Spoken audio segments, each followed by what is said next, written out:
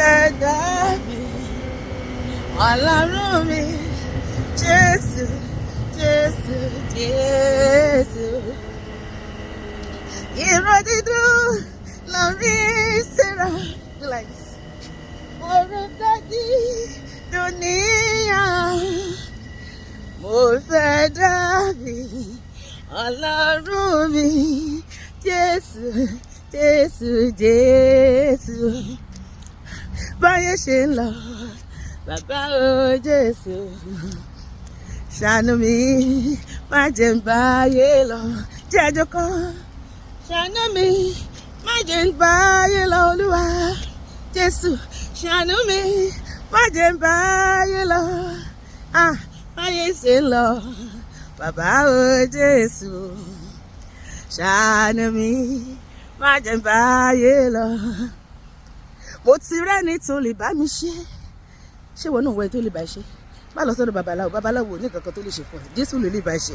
Mo ti rẹ́ni tó lè bá mi gbára mi ró. Mo ti rẹ́ni tó lè bá mi sọ̀rọ̀ mi dáyọ̀. Jésù ṣá ti bá mi ṣe.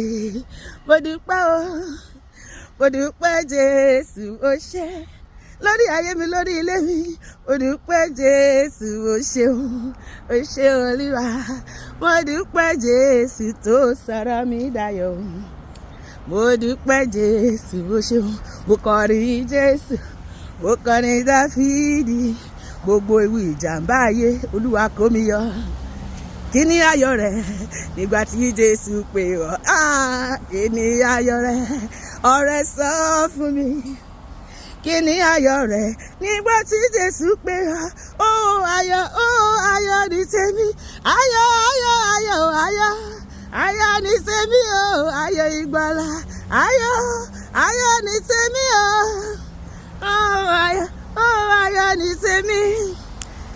Mo ti láyọ̀ nínú Jésù, hallelujah. Ọba mi máa lọ fífẹ́ ra mi padà o. Títí ayé lẹ́mi ọba hallelujah, hallelujah. Sọ̀bà mi olóore. Mo láyọ̀ nínú Jésù, ayọ̀ ní tèmi. Mo láyọ̀ nínú Olúwa, ayọ̀ ní tèmi. Ayọ̀ ní tèmi. Ayọ̀ ní tèmi. Lónìí Ọlọ́run máa fi ayọ̀ kúnnú ayé mi àti ẹ. Gbogbo tó jọ mọ́ ìbànújẹ́ inú ayé mi àti ẹ, ó máa pòórá sọnù. Àní rí wọn mọ́. Ayọ̀ ìyìn àti ẹ máa kún lórí ọkọ, lórí ọmọ, lórí iṣẹ́, lórí ẹbí, lórí ará, ní gbogbo ìkórìtà ayé wa. Gbogbo tó jẹ́ ìbànújẹ́ máa dágbére fún ayé wa lórúkọ Jésù, àmín.